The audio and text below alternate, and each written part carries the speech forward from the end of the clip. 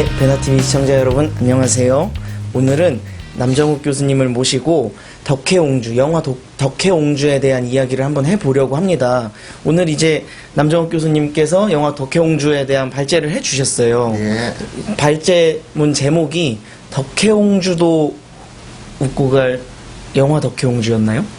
덕혜옹주도 웃을 덕혜옹주 이야기. 네. 이 덕혜옹주 영화 자체가 막 역사 왜곡 문제부터 해서 막 여러 가지 문제가 있는 것 같아요. 예. 대표적으로 어떤 역사 왜곡 사례가 있는지 한번 말씀을 해주실 수 대표적인 있을까요? 거 없어요. 역사 왜곡 아니에요. 역사 창조예요. 창조. 네, 그냥 덕혜옹주라고 이름이 붙은 사람이 나오는 전혀 다른 얘기예요. 아. 예. 영화 속에서 덕혜옹주가 한 모든 일은 한 가지도 한 적이 없어요. 그래서 일본으로 간 건 사실이죠. 일본으로 갔던 건. 그렇게 치면은 뭐 밥 3끼 먹은 사실이고 이런 거 사실인데 그런 거 말고 이제 네. 영화 속에서 보면은 맞습니다. 조선인 근로자들 막 이렇게 막 독려하고 이렇게 마음에 이런 거, 막 한글 학교를 세우고 등등등, 예. 그래서 뭐 그 창의력이라고 할지 모르겠는데요. 그런 일은 전혀 없습니다. 보는 내내, 그러니까 사실을 알고 보면 보는 내내 피로감이 막 쌓이게 되는데 예. 그걸 모르는 일반 학생들이 보거나 일반 사람들이 보면은 너무 막 손예진도 너무 이쁘게 나오고 예. 그래서 막 재미가 있고 예. 눈물을 막 흘리고 그러는 영화인 것 같아요. 그렇죠. 그렇게 이제 보고 나서 역사를 기억하게 되면 그 사람 인생은 좀 불행할 거라고 생각을 합니다. 이 영화가 예. 어떠한 때에 맞춰서 이렇게 만들어진다? 그런 식인 건가요?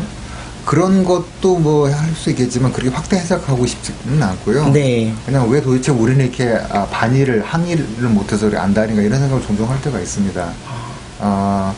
그게 정말로 우리한테 뿌리 깊은 그런 거라고 그러면은 이렇게 마음속에 이렇게 그 좀 속으로 숨겨두고 있는 정서가 필요한데 예. 퍽 한번 드러내가지고 독도에 간다, 독도에 뭐를 쓴다부터 시작해가지고 도대체 반일이 아니었으면 우리 한국은 어떻게 살았을까 이런 생각이 들 때가 있어요. 반일 오락인가 우리나라한테는 생각이 들 때가 있어요. 아. 취미생활. 잊을만하면 도저 병인가 모르겠습니다. 아까 말씀해 주셨던 것 중에 네. 되게 인상 깊게 들었던 말이 네. 역사 교육을 할 때 예. 분노를 배우면 안 된다. 그러니까 말씀. 역사 네. 교육을 하는 목적을 여러 가지 들 수가 있는데 보통 이렇게 얘기를 합니다. 초등학교 애들은 뭐 역사 교훈을 배운다. 교훈을 배울 건 사실 없는 것 같아요. 차라리 스토리텔링 배우는 게 낫지.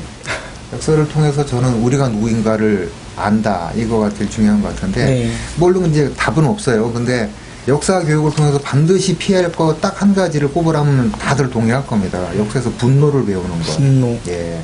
분노는 선악이 명료한 것이고요. 네. 가해자와 피해자가 등장하는 것이고. 그렇다면은 베트남의 어린애들은 지금 미군만 보면 치를 떨어야 되는 이런 상황이 발생하는 거잖아요. 네. 미군에 의한 민간인 학살 등 이런 거 보면은 그 시스템이 잘 돌아간다면 미군조차도 민간인과 군인이 섞여 있는 베트남군과 전쟁하면서 어쩔 수 없는 학살을 할 수밖에 없는 상황이 발생했거든요. 그리고 저는 안 가봐서 모르겠지만 분명히 전쟁하다 보면은 감정이 서로 격발돼가지고 이 어떤 선을 넘어버리는 경우도 있었겠죠. 근데 그걸 통해서 분노를 배운다. 이것은 가장 나쁜 역사 교육입니다. 가장 나쁜 역사 교육이 역사로 인해서 분노를 배우는 것인데 네. 이 덕혜옹주가 그 분노를 배우는데 거의 분노와 슬픔 이런 것들을 막 하면서 네. 뒤에서 막 영화 끝난 다음에도 못 일어나는 거예요. 너무 슬프고 안쓰러워서. 저도 못 일어났어요. 호텔에서. 예, 그냥 웃고 넘어간 해프닝이라고 말하고 싶지 않은 이게 물론 550만이라는 네, 관객이 550만. 봤다는 거고요. 제가 볼 때 이런 3분의 1 정도는 나중에 뒤져가지고 이 영화 뭐가 잘못된지 확인 안 해보고 이 사실을 굳이 그대로 가슴속에 묻은 채 평생을 살아가게 되실 거라 생각하면은 마음이 안 좋습니다. 그런 영화 제작하시는 분들은 정말 무언가 양심불량 이런 말을 써도 될까요? 영화 자본에는 눈이 없어요. 이념이 없어요. 아, 네. 제가 영화 만드신 분들한테 이렇게 말씀드리자 하면은 이번에 그 무슨 인천상저도 그렇고 국기시장도 그렇고 엄청난 수요가 있다는 사실을 봤잖아요. 아, 네. 그럼 모파 영화를 만드세요. 돈 벌면 되잖아요, 그 사람들은. 아, 네. 예. 그 영화 자본에는 이념이 없습니다. 아. 돈이 되면 뭐든지 해요. 아. 그래서 저는 앞으로 뛰어들 거라 생각을 합니다. 이제 그러면서 이제 뒤에 한마디 주고 붙이겠죠. 사실은 우리도 약간 반미야. 뭐 이런 취하지만 뭐 그렇게 될 거라 생각이 돼요. 예. 잠시만.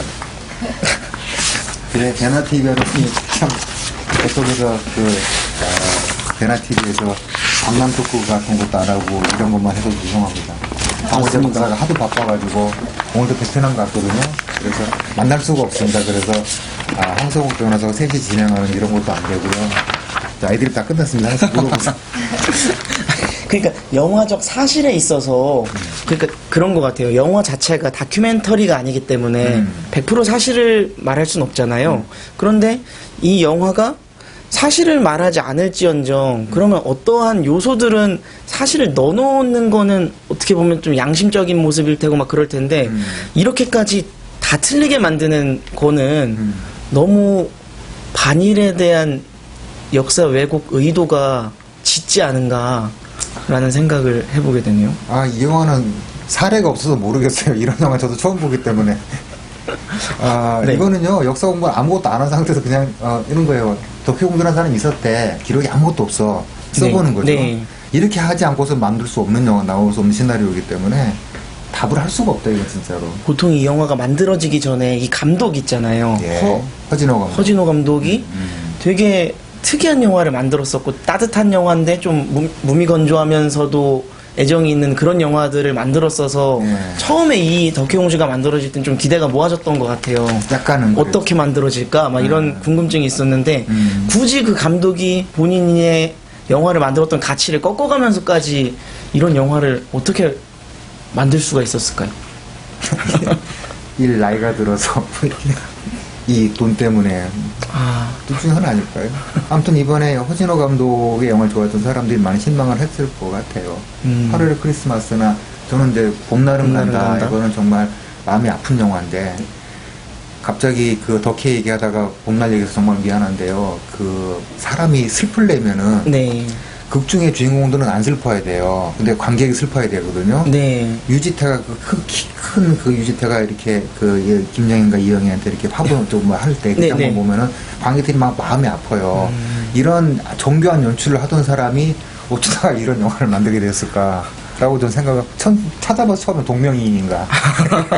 영화 내내 울음이 나오고 슬픔이 나오고 슬픔을 강요하는 듯한 느낌을 받았던 것 같아요. 그러니까요. 영화를 보면서 슬프지 하면서 계속 그렇게 하는데요. 정말로 우셨나요? 영화를 보시면서? 나는 많이 울었어요. 초반에.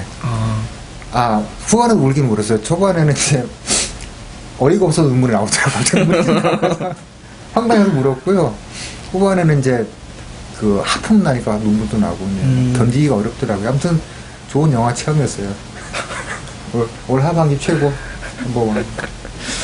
그러니까 이 영화가 교육의 자료로도 사용이 될 텐데 이런 식의 진짜 역사 왜곡 수준이 아닌 역사 창조를 해버리는 영화들이 이렇게 수요가 또 있으면 또 계속 만들어질 거잖아요. 그렇죠. 그런 것에 대한 걱정을 해보아야 그러니까 관객들의 니즈라는 건 분명히 존재해요. 관객들이 좋아하는 거는 반일, 반미 이런 거 좋아하는 거예요. 그러니까 그게 없으면 이걸 넣을 필요가 없는 거고 그게 우리 사회에 존재하지 않는다 그렇게 심각하지 않다 그러면 영화에다 이걸 집어넣어서 부담을 줄 필요가 없거든요.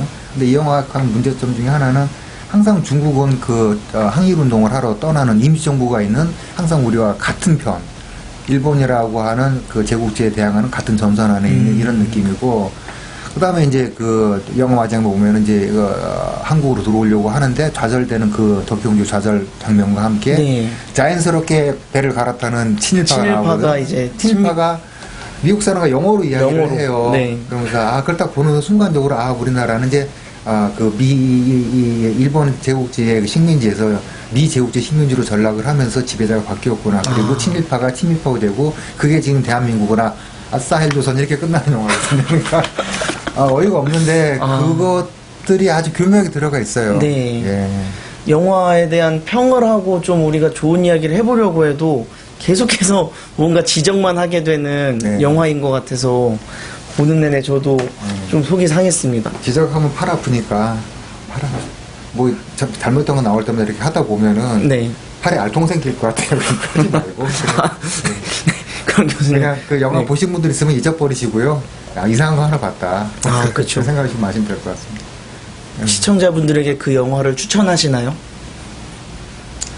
뭐 아침에 일어나서 기분이 되게 나빠지고 싶은 그런 욕구가 생기면 아침에 보셔도 돼요. 그 강남 조조 보시는 게 좋습니다. 한 푼이라도 덜 내고 봐야지 들어오라니까. 액션 같은 거 없고요. 다 거짓말이고요. 그리고 역시 손예진은 예쁩니다. 이 정도가 영화에 대한 결론이 될 것 예. 같습니다. 그럼 이렇게 방송을 마무리하면서 시청자 여러분 감사합니다. 고맙습니다.